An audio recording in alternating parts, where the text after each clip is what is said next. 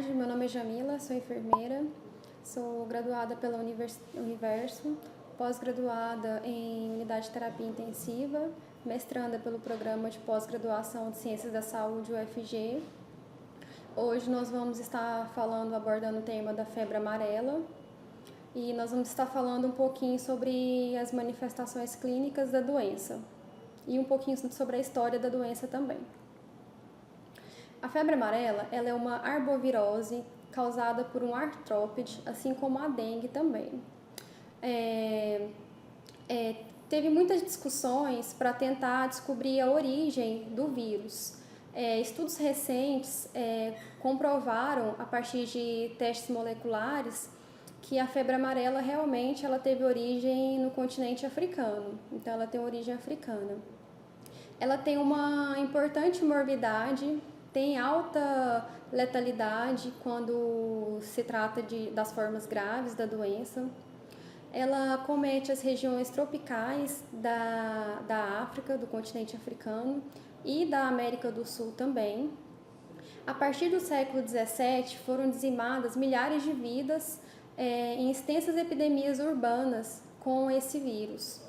No início do século XX, com o desenvolvimento das vacinas, com o início das campanhas ao combate ao Aedes aegypti, ajudou para a eliminação da febre amarela urbana.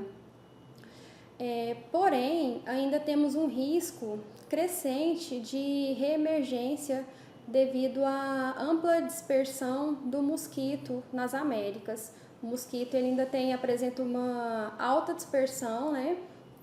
Temos muitos mosquitos ainda temos um combate grande pela frente para tentar acabar com esse mosquito e por isso ainda temos esse risco dessa reemergência, né, da febre amarela.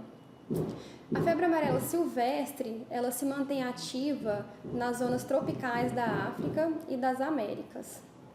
A primeira epidemia de febre amarela no Brasil, aconteceu em Recife, no Pernambuco, no ano de 1885.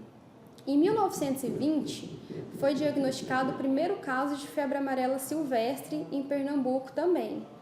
Porém, só em 1930, a febre amarela silvestre ela foi reconhecida pela comunidade científica. Ou seja, teve o primeiro caso em 1920, em Pernambuco, porém os cientistas eles só foram reconhecer esse vírus silvestre no ano de 1930. A produção da vacina contra a febre amarela, ela se deu pelo Instituto Oswaldo Cruz, iniciou-se em março de 1937, no Rio de Janeiro. Foi um avanço muito importante, né? Que a partir dessa vacina nós conseguimos diminuir muito o número de mortes pela febre amarela. Em abril de 1991, com a criação da Fundação Nacional de Saúde, criou-se o Programa Nacional de Imunização. Com esse Programa Nacional de Imunização, ele ficou responsável pela vacinação da população. E a partir desse programa, em 1994, foi incluído a vacina da febre amarela no nosso calendário básico de vacinação, né? Que é o mesmo que hoje nós tomamos a vacina da febre amarela, ele está presente no nosso calendário básico de vacinação. A febre amarela, ela é uma doença febril aguda, ela é imunoprevenível, né? Como nós falamos, tem vacina para ela, está no nosso calendário vacinal. E na próxima aula nós vamos falar um pouquinho sobre a vacina, o calendário vacinal, as doses e quando essa vacina deve ser feita. A duração da febre amarela, ela é no máximo até 12 dias. É uma doença que ela termina rápido, ela é curta. A forma grave caracteriza-se clinicamente por manifestações de insuficiência hepática e renal. Quando esse paciente evolui para essa forma grave, as principais manifestações vão ser a insuficiência hepática e renal, que com o agravamento do quadro poderá levar esse paciente até a óbito. A febre amarela ela apresenta duas formas epidemiológicas. Uma forma que é a febre amarela silvestre e a febre amarela urbana. Elas se diferem em alguns aspectos, mas têm bastante semelhanças. As semelhanças delas são do ponto de vista etiológico, epidemiológico, imunológico e clínico. Elas têm uma clínica bem parecida. O que vai diferenciar essas duas formas é realmente a localização onde elas acontecem, a espécie vetorial, o vetor responsável por transmitir a doença, ele muda da forma silvestre para a forma urbana, e o tipo de hospedeiro também. O tipo de hospedeiro na febre amarela silvestre é como nós vamos ver no caso é o macaco, e na febre amarela urbana é o homem, né, que é o único hospedeiro. O agente etiológico. O vírus ele é um protótipo do gênero Flavivírus, da família Flaviviridae, igual no caso da dengue, né, por ser um mosquito. A forma de infecção. Na forma silvestre, os macacos, como eu tinha dito, são os principais hospedeiros. Já na fase urbana, o homem ele constitui o único hospedeiro. O homem é o único hospedeiro do vírus. Vetor e reservatório. Nas áreas silvestres, o mosquito é do gênero Aemágogus, e nas áreas urbanas, o mosquito é o Aedes aegypti. Modo de transmissão. O modo de transmissão dessa doença, ele também vai ser diferente nas duas formas. Na febre amarela silvestre, o que acontece? O macaco ele vai estar com vírus, vai estar contaminado com o vírus da febre amarela. O mosquito silvestre vai picar a fêmea, no caso, né? Na época de reprodução, na época que ela precisa fecundar os ovos, amadurecer os ovos, ela vai precisar de sangue, de alimentação com sangue. Então, ela vai ter necessidade de picar. Ela vai picando o macaco infectado, ela vai estar adquirindo essa doença e, posteriormente, poderá picar o homem, e o homem entra também nesse ciclo e vai ser contaminado com a febre amarela. Na febre amarela urbana, o homem ele é o reservatório. No caso, vai ser o Aedes aegypti, né, o mesmo mosquito responsável pela transmissão da dengue. Ele vai picar o homem com a febre amarela e vai adquirir a doença, e posteriormente ele vai estar picando um indivíduo saudável e vai estar transmitindo a febre amarela para esse indivíduo saudável. Período de incubação. A febre amarela ela tem um período médio de incubação de 3 a 6 dias após a picada do mosquito. Esse vírus ele vai permanecer incubado nesse período de 3 a 6 dias. Período extrínseco de incubação. Aquele período ali é após a picada do mosquito, né? Nesse período extrínseco de intubação é o tempo entre a infecção do mosquito, né, que é o vetor, e o momento a partir que ele se torna infectante, que é de 9 a 12 dias. Ou seja, o mosquito, para ele se tornar infectante, para ele poder transmitir esse vírus, ele vai precisar desse tempo, que é o período de incubação do vírus dentro dele, que é de 9 a 12 dias. Susceptibilidade. A febre amarela, ela atinge de forma universal. Ela, independente do sexo, independente da idade, independente da raça. Então, ela vai atingir de forma universal, independente de qualquer uma dessas razões. Período de transmissibilidade compreende 2 ciclos. O ciclo intrínseco. Esse ciclo intrínseco de transmissibilidade, ele acontece no homem, e o extrínseco diz respeito a esse período no vetor, no mosquito. O intrínseco. A viremia humana, ela dura no máximo 7 dias e vai de 24 a 48 horas antes do aparecimento dos sintomas, até 3 a 5 dias após o início da doença. Ou seja, esse período intrínseco é o período de viremia humana que vai ocorrer antes do aparecimento dos sintomas até de 3 a 5 dias após o início da doença. O extrínseco, ele vai ocorrer no mosquito, né?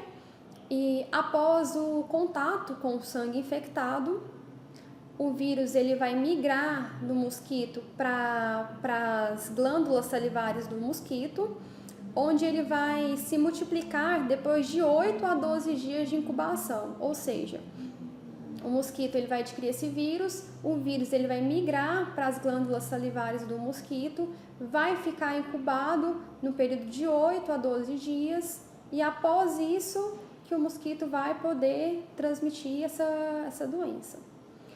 A partir desse momento, a fêmea do mosquito ela é capaz de transmitir o vírus amarílico até o final da sua vida, que normalmente dura de 6 a 8 semanas, ou seja, nesse período, após o período de incubação até o final da sua vida, ela vai estar com o vírus e ela vai poder estar transmitindo esse vírus, multiplicando a febre amarela, né, e disseminando essa doença. Por isso é tão importante o combate desse mosquito, a luta, né, contra esse mosquito, para a gente poder tentar diminuir a transmissão dessa doença, para a gente tentar minimizar, né, para a gente poder, assim como a dengue, o mosquito Aedes aegypti, ele é o causador também da febre amarela e por isso é tão importante o combate a esse mosquito. Em relação à imunidade, essa doença ela pode ocorrer a imunidade ativa.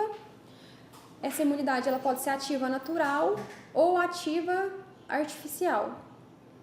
Na imunidade ativa natural é quando o indivíduo ele pega a doença e a partir da doença ele vai desenvolver anticorpos contra essa doença.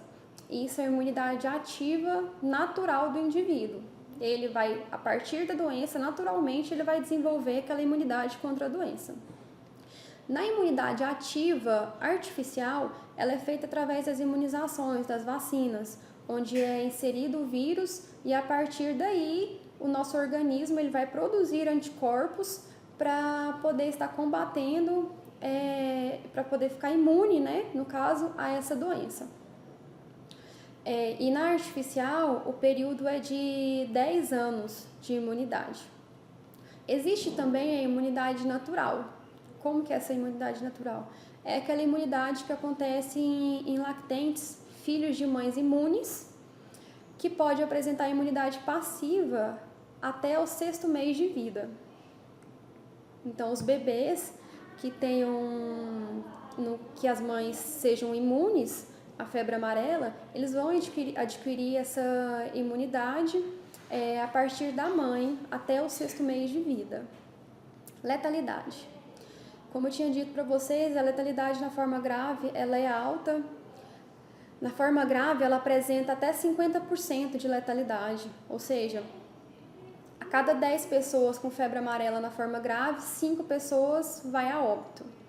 Já quando comparamos essa letalidade comparada, juntando todas as formas da doença, tanto a forma leve como as formas graves, aí essa letalidade ela já cai bastante, ela já cai de 5 a 10% de letalidade.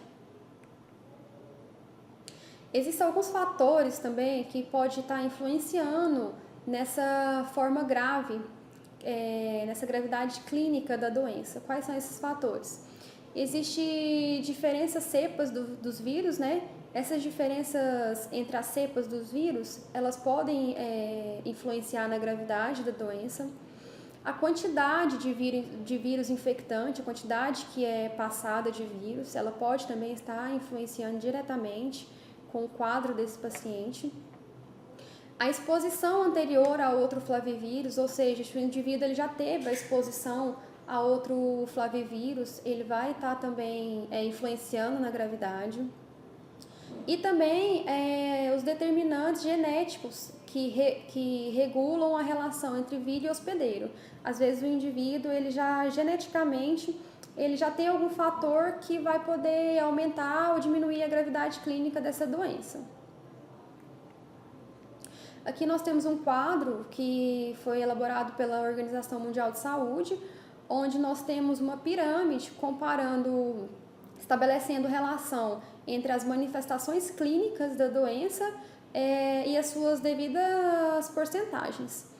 Nos casos das infecções assintomáticas, elas vão de 40% a 65%, ou seja, de 40% a 65% dos casos eles apresentam infecções assintomáticas. De 20% a 30% dos casos, eles vão ter como sintomas a febre. De 10% a 20% dos casos, eles vão apresentar febre e acompanhado com icterícia. E de 5% a 10%, que são aqueles casos que vão evoluir para a forma grave, que vão apresentar sangramentos também, que vão evoluir para a morte. De acordo com as manifestações clínicas, a forma clássica é caracterizada por apresentar um quadro bifásico, ou seja, a doença da febre amarela ela pode ser dividida em duas fases, primeira e a segunda fase. A primeira fase ela é chamada como período de infecção e ela representa 90% dos casos da infecção, ou seja, 90% dos casos eles vão estar nessa primeira fase da doença. Essa primeira fase da doença nós podemos dividir ela em duas partes, na forma leve e na forma moderada. Na forma leve, quando o paciente ele apresentar a forma leve, ele vai apresentar os seguintes sintomas. Ele vai apresentar febre moderada de início súbito, ele vai ter ou não presença de cefaleia, vai apresentar mal-estar, tontura. A duração dessa fase ela vai de horas até 2 dias. Esse paciente ele vai ter evolução espontânea para a cura, ou seja, o paciente ele vai apresentar esses sintomas e depois dessa primeira fase, ele vai evoluir para a cura, independente do tratamento. É uma evolução espontânea que acontece no paciente, por ser uma forma leve da doença. Na forma moderada, o paciente já vai apresentar uma febre alta, ele vai ter presença de cefaleia, e a cefaleia vai ser intensa, vai apresentar congestão conjuntival, vai apresentar dores musculares, náuseas, vômitos, prostração. Esse paciente vai se apresentar para você prostrado, vai ter presença de calafrios e vai ter a presença da icterícia, que é aquela coloração amarela da pele do paciente. Após essa primeira fase, o paciente ele pode evoluir para a cura, ou ele pode evoluir para essa fase de remissão. O que é essa fase de remissão? Essa fase de remissão ela é caracterizada pelo desaparecimento dos sintomas do paciente. Ou seja, esse paciente ele vai ter uma melhora do quadro clínico, vai desaparecer todos os sintomas, febres, calafrios, dores de cabeça. Vai ser uma melhora do quadro clínico geral desse paciente, ele vai perder todos os sintomas. E esse período, normalmente, ele acontece no 3º dia. Pode durar poucas horas ou até 2 dias sem nenhum sintoma. Esse paciente ele pode ficar esse período de 2 horas até 2 dias sem sentir nada. E provavelmente ele vai pensar até que melhorou, que já curou da doença. Mas não, às vezes ele está apenas nessa fase de remissão, evoluindo para uma segunda fase da doença, que é uma fase mais crítica, uma fase mais grave. A partir desse momento, pode evoluir para a cura, né? Ou para a segunda fase da doença.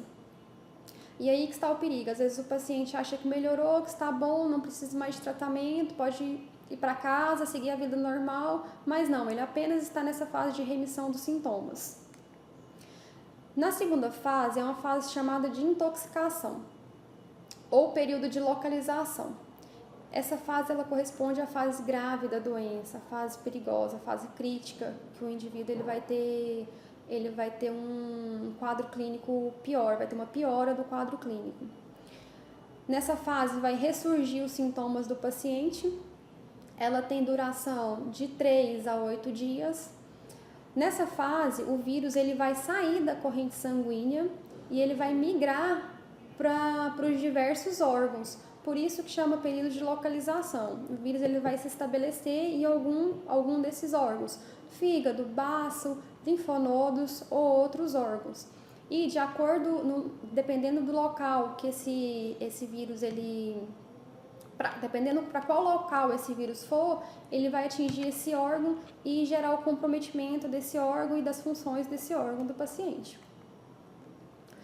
Nessa fase, como eu disse, ela é caracterizada pelo ressurgimento dos sintomas. Quais são os sintomas que nós vamos evidenciar nessa fase da doença? Nós vamos observar que são sintomas mais intensos.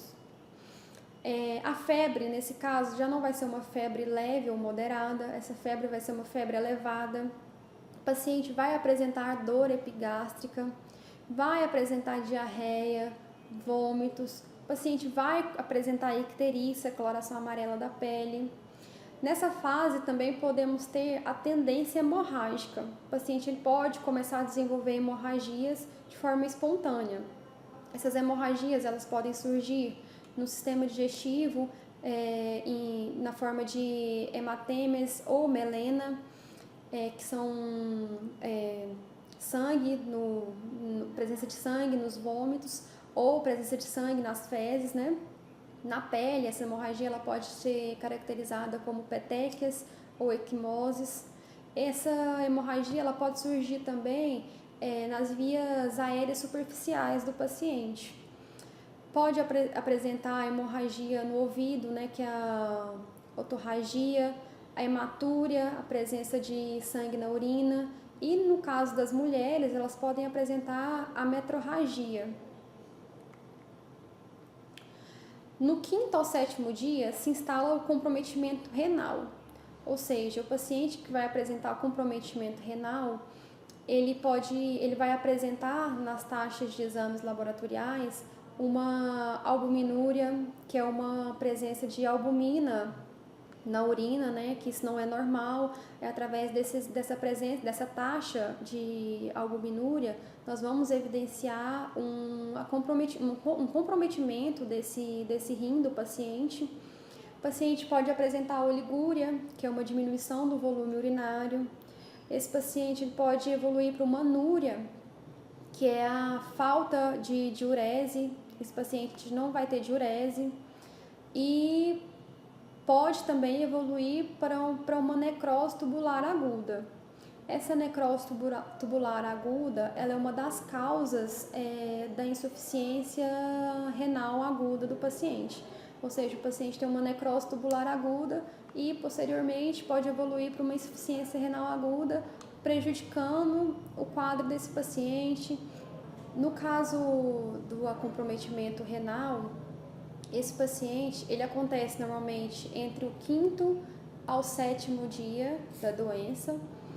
Nesse comprometimento renal, o paciente ele pode apresentar a albuminúria.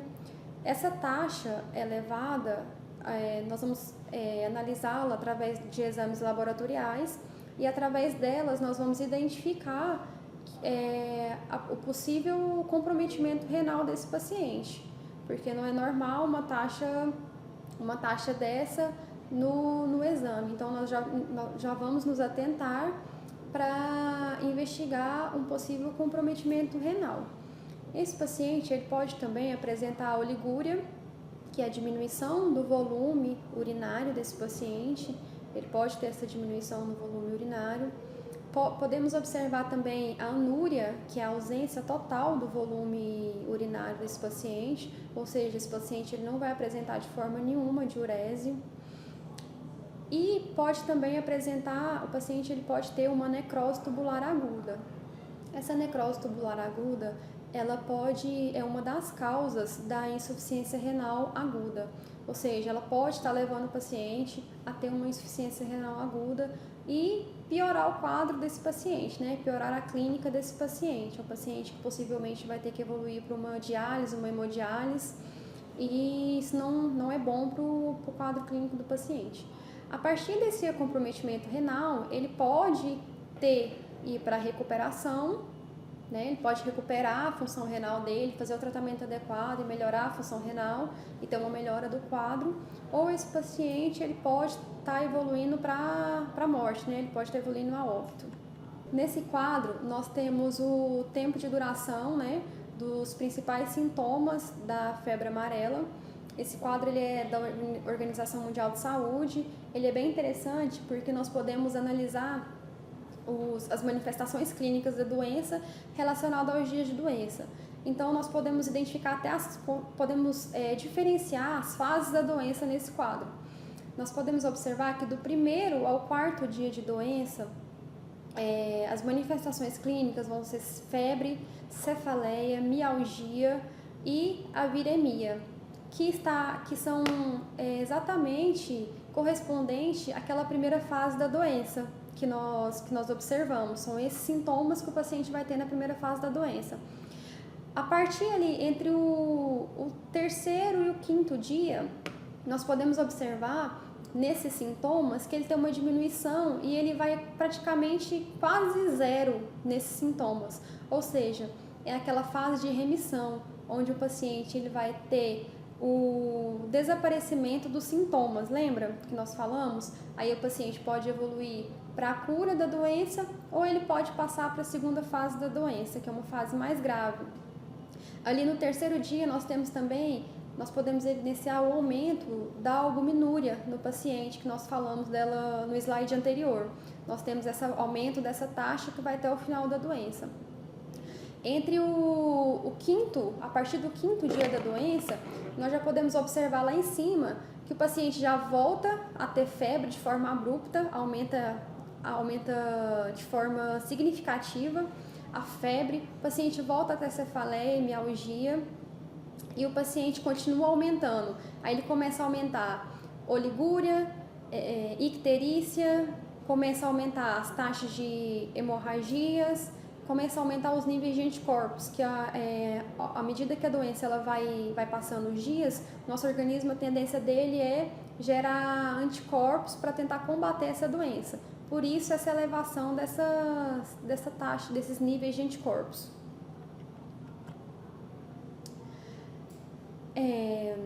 O paciente ele pode vir a óbito, né? Como nós falamos anteriormente. Quando o paciente ele chega a vir a óbito, normalmente isso acontece entre o sexto e o sétimo dia da doença, entre o sexto e o sétimo dia após o surgimento dos sintomas.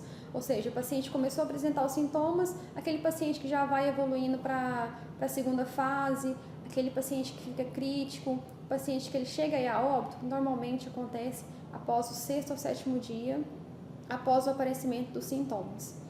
A convalescência costuma ser rápida da doença, a recuperação normalmente completa, a não ser que o paciente tenha um dano no rim que seja irreversível, mas normalmente essa doença ela é totalmente recuperável, podendo ser prolongada com um período de astenia de 1 a 2 semanas, ou seja, o paciente ele pode diminuir todos os sintomas, né? Entrar na fase de recuperação, mas às vezes esse paciente, mesmo evoluindo para a cura, ele pode permanecer ainda de 1 a 2 semanas com astenia, com fraqueza, é normal que isso aconteça. Às vezes pode ocorrer complicações como pneumonia bacteriana e sepse, pode ocorrer também, é uma das complicações. Pode ocorrer óbitos tardios após a convalescência, embora sejam raros. Normalmente, quando acontecem esses óbitos tardios, as causas são miocardite, arritmias ou falência cardíaca. Existem ainda manifestações clínicas que são atípicas. Normalmente, essas manifestações nós não temos aqui no Brasil. Normalmente, essas manifestações ocorrem mais no continente africano, são raras, mas a doença ela pode apresentar de forma fulminante, levando o paciente à morte de forma precoce, entre 24 a 72 horas após o início da doença, ou seja, nós podemos observar que essa morte ela é bem precoce, que anteriormente era de 6 a 7 dias após o início dos sintomas, agora é bem mais rápido. O quadro clínico ele já tem início abrupto, ou seja, o paciente já começa a sentir todos os sintomas de forma intensa. É predominante a insuficiência renal, além de todos os sintomas de forma abrupta, esse paciente ele vai desenvolver um problema renal, né? Não havendo evolução bifásica, porque esse paciente não vai passar pela primeira fase, pelo período de remissão e pela segunda fase, ele já vai começar ali de uma forma abrupta, evoluindo para as piores manifestações clínicas, com a piora do quadro clínico. Esse paciente é um paciente de prognóstico grave, ele não tem um bom prognóstico. Esse paciente é um paciente que ele deve ser mantido em uma unidade de terapia intensiva. E mesmo sendo mantido em uma unidade de terapia intensiva, nós observamos que a taxa de letalidade desse paciente é muito alta. Igual eu tinha dito, né, ele é predominantemente na África, e os casos que acontecem são casos raros. É difícil acontecer essas manifestações atípicas da doença. No exame físico do paciente, o que nós vamos observar quando o paciente chegar para a gente com a febre amarela? Nós vamos observar sinais de prostração, o paciente vai estar prostrado, aquele paciente com aspecto cansado, sem forças, vai apresentar sinais de desidratação, pode apresentar dor epigástrica, pode ter bradicardia, pode apresentar hipotensão. Ao realizar o eletrocardiograma, esse paciente nós vamos observar um prolongamento do intervalo PR e QT. Na fase grave, o que nós vamos observar? O paciente vai chegar para a gente com alteração do ritmo respiratório, o paciente vai apresentar soluços intratáveis, pode desenvolver acidose metabólica, apresentar hipoglicemia, hipotermia, o paciente vai apresentar uma alteração no sistema nervoso, podendo apresentar delírios e podendo chegar até ao coma. Existem indicadores prognósticos. Algumas características clínicas se relacionam com a grande probabilidade de morte desse paciente. Essas características são a rápida progressão do período de intoxicação e o aumento acelerado da bilirrubina sérica, a tendência hemorrágica, aparecimento de coagulação intravascular disseminada, insuficiência renal causada por necrose tubular aguda, igual foi dito, que isso provavelmente o paciente vai evoluir para uma insuficiência renal aguda, então é uma característica do mau prognóstico desse paciente. O aparecimento precoce de hipotensão, o aparecimento de choque ou coma e até mesmo convulsões. Ao realizar os exames laboratoriais, um dos prognósticos também, nós vamos observar os níveis séricos das transaminases, juntamente com o de ureia e creatinina, que são também importantes indicadores laboratoriais da gravidade da doença. Além daqueles sinais que nós observamos, através dessas elevações, dessas taxas, nós também podemos identificar um mau prognóstico dessa doença. Então, na aula de hoje é isso. Na próxima aula, nós vamos abordar outros aspectos da doença. Eu me coloco à disposição, meu e-mail está no início dos slides. Qualquer dúvida, eu estou à disposição. Obrigada.